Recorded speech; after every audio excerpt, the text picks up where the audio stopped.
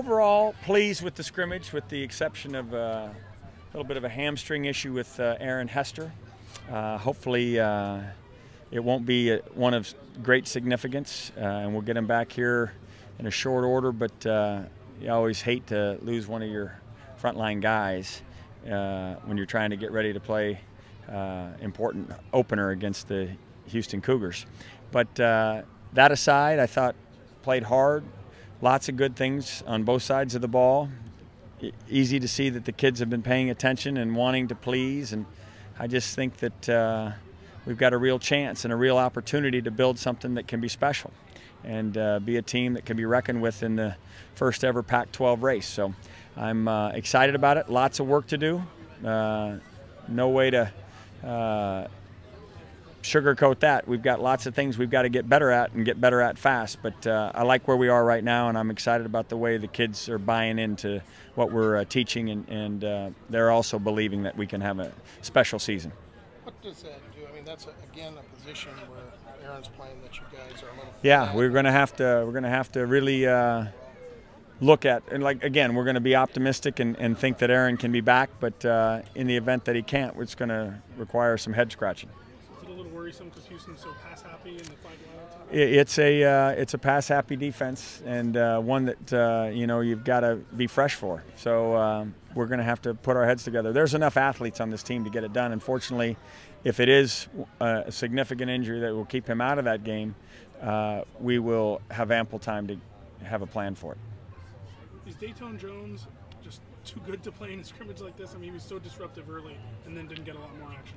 Well, he's like a lot of guys on this team. He's played some football, and they don't need a whole lot today. It's nothing, no different than NFL preseason. Now, I'm not saying our guys are NFL ready.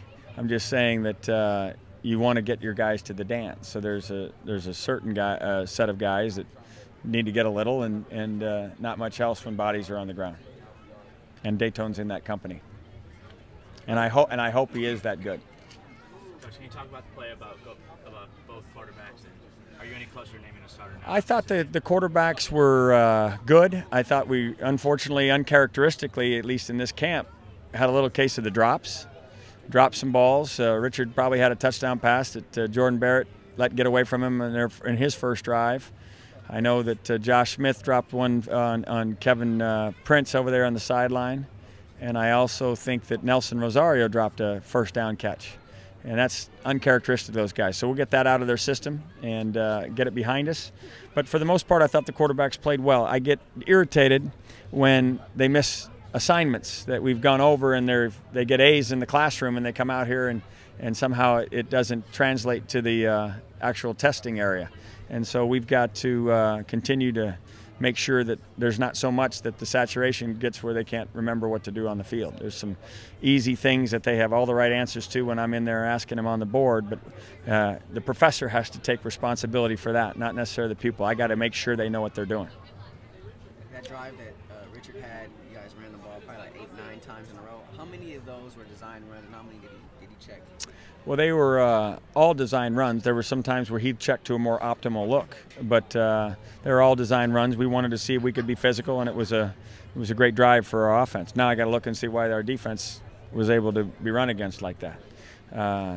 I win this game every year, but I also lose it every year. So I've got to make sure that everybody's getting where they need to be. Did Kevin make the wrong read on that play where the defense got in the backfield so quickly on Coleman when you were kind of in his ear a little bit? I just think that the play required a check, and we didn't get the check. And he's got to see that the check is necessary. Okay. When you're analyzing your quarterbacks, how much do you take into consideration what Richard does with the twos versus what he does with the ones? We watch that, but I move it around enough in practice to know that Richard's comfortable with the ones. I put him in there with the ones today, and I do almost every practice. And so I'm not weighing their performances based on who's in the game.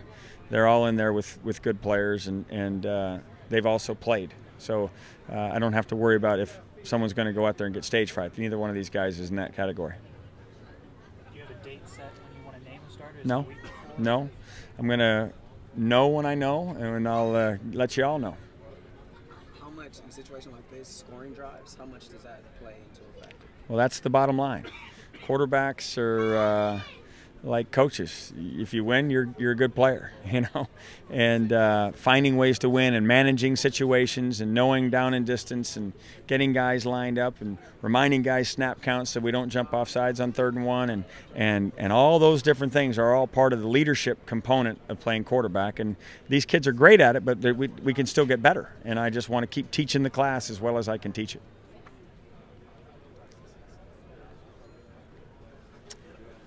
Anything else? All right, have a great weekend.